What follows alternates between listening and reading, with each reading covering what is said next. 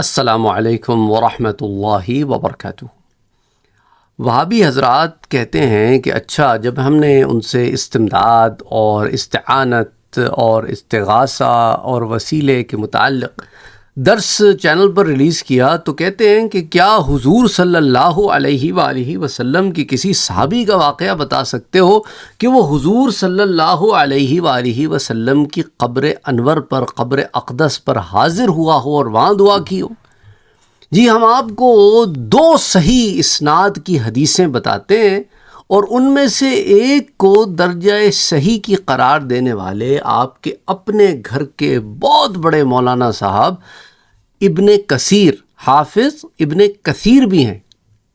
تو آئیے آغاز کرتے ہیں پہلی روایت سے۔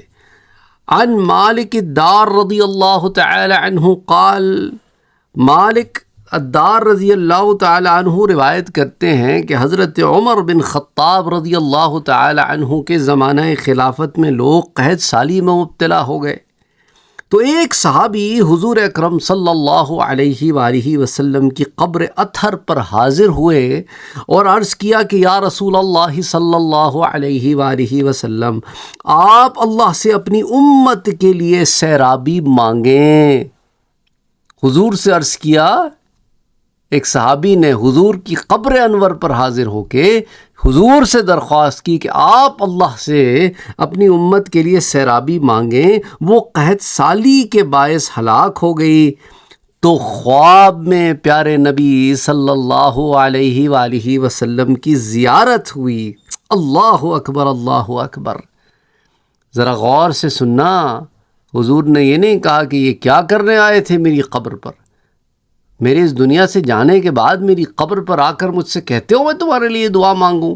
نبی تو کچھ نہیں کر سکتا، ایسا نہیں کہا حضور نے، جو آپ لوگوں کا عقیدہ ہے کہ نبی تو دنیا سے جانے کے بعد کچھ نہیں کر سکتا، اور ایسے ایسے الفاظ آپ نے اپنی کتابوں میں لکھ رکھے ہیں کہ جنہیں ہم ادا کرتے بھی ہمیں حیا آتی ہے کہ ایسے الفاظ ہم اپنی زبان سے نبی کی شان میں کیسے بیان کریں۔ یہ گستاخیاں ہم نہیں کرتے، آپ لوگوں نے تو کتابوں میں لکھی ہیں اور اسے چھاپتے رہتے ہیں۔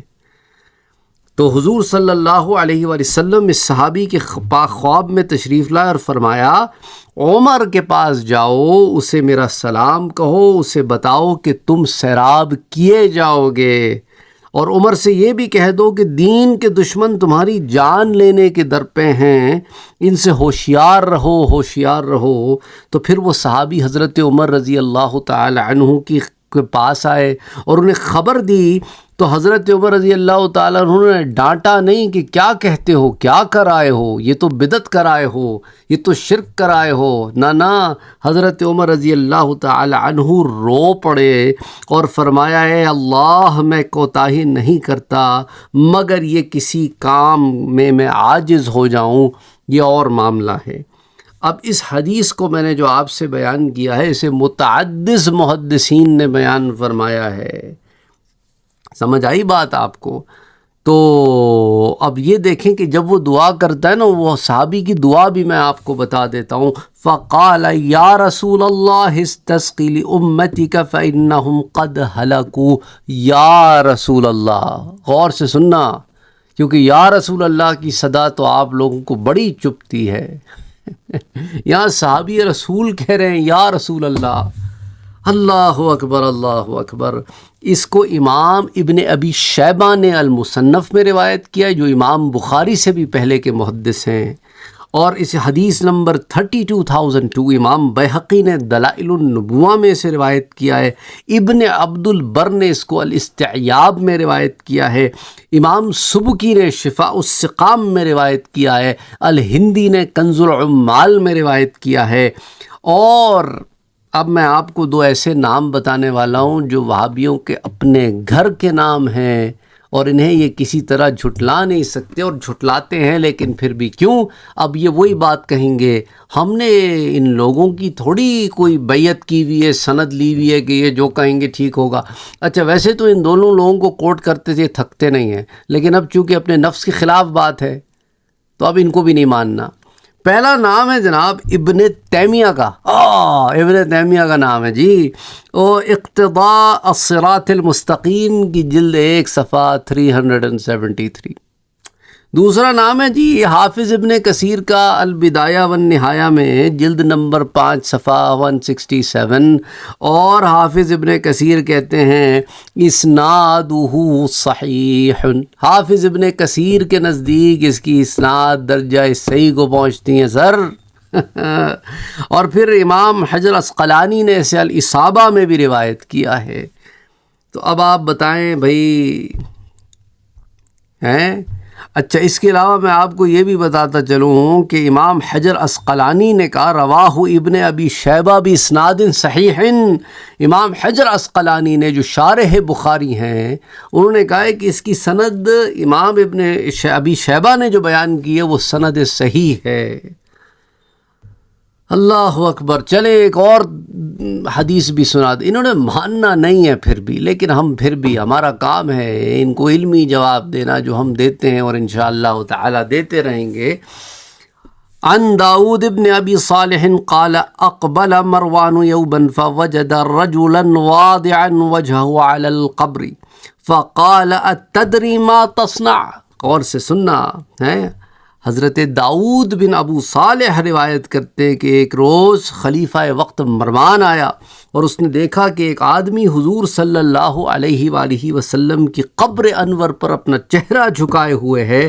تو اس آدمی سے اس نے کہا، وہ پیچھے سے آیا نا، وہ جانتا نہ تھا کہ کون صاحب ہیں، تو کہتا ہے مروان کیا تو جانتا ہے کہ تو کیا کر رہا ہے؟ اتدری ما تصنع؟ فاقبل علیہ، اب اس کو شوق لگا نا مروان کو جب اس نے جانا کہ کس شخص سے کلام کر بیٹھا ہے۔ اللہ اکبر۔ جب مروان اس کی طرف بڑھا تو دیکھا کہ وہ صحابی رسول حضرت ابو ایوب انصاری ہیں۔ تو انہوں نے پتہ ہے جواب میں کیا فرمایا؟ نعم جئت رسول اللہ صلی اللہ علیہ وسلم ولم آت الحجر وفی روایت ولا الخدر۔ تو حضرت ابو ایوب انصاری رضی اللہ تعالیٰ عنہ نے کہا میں جانتا ہوں کہ میں کہاں آیا ہوں۔ اللہ اکبر۔ میں جانتا ہوں میں حضور صلی اللہ علیہ وآلہ وسلم کی بارگاہ اقدس میں حاضر ہوا ہوں اور کسی پتھر کے پاس نہیں آیا۔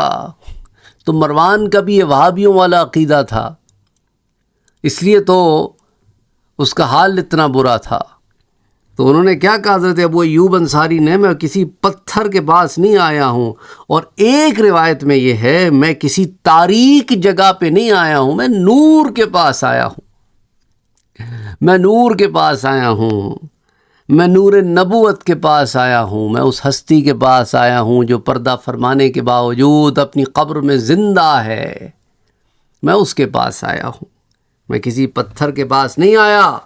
اور پھر حضرت ابو ایوب انصاری نے اسے ایک روایت بیان کی، سمعت رسول اللہ صلی اللہ علیہ وسلم یقول، مروان سنو، میں نے حضور صلی اللہ علیہ وآلہ وسلم کو یہ فرماتے ہوئے سنا ہے، لا تبکوا علی الدین اذا ولیہ اہلہ ولکن ابکوا علیہ اذا ولیہ غیر اہلہ۔ تو حضور نے کیا فرمایا؟ تو مروان سے کہا دیکھیں یہ صحابی رسول ہے کہ دین پر مت رو جب اس کا والی اس کا اہل ہو، ہاں دین پر اس وقت رو جب اس کا ولی جو ہے وہ اس کا نااہل ہو۔ تو بہرحال اس حدیث کو امام احمد ابن حنبل نے روایت کیا ہے۔ یہ وہابی اپنے آپ کو حنبلی کہتے ہیں، جب یہ نجد میں ہوتے ہیں تو حنبلی کہتے ہیں اور نجد سے باہر نکل آتے ہیں تو غیر مقلدین ہو جاتے ہیں۔ آپ کی عجیب کھیل مچا رکھا ہے۔ تو امام احمد ابن حنبل نے اسے المسند میں روایت کیا ہے سر، حدیث نمبر 23632۔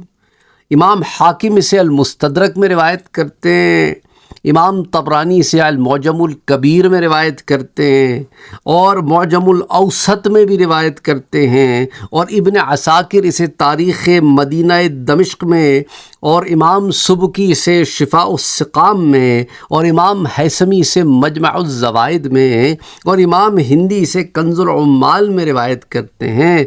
تو امام احمد، امام حاکم، امام طبرانی اور کئی محدثین، کئی مورخین نے اس حدیث کو روایت کیا ہے، اور امام حاکم کہتے ہیں ھذا حدیث صحیح الاسناد۔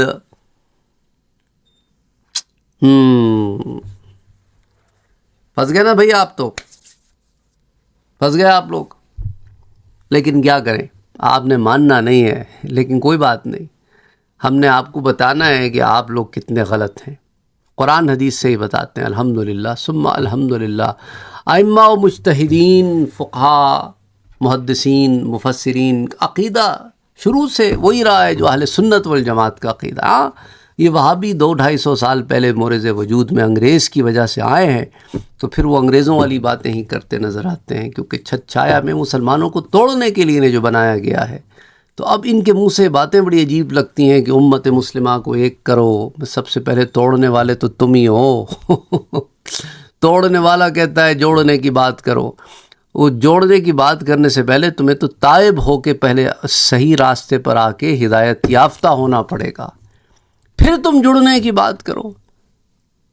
تو تم تو مسلمانوں کو مشرک سمجھتے ہو اور کہتے ہو، تو پھر تمہارے معاملہ تو بڑا خراب معلوم ہوتا ہے۔ وہ تو خوارج کا طرز عمل اختیار کیا ہوا ہے اور بات جڑنے کی کرتے ہو، عجیب معاملہ ہے۔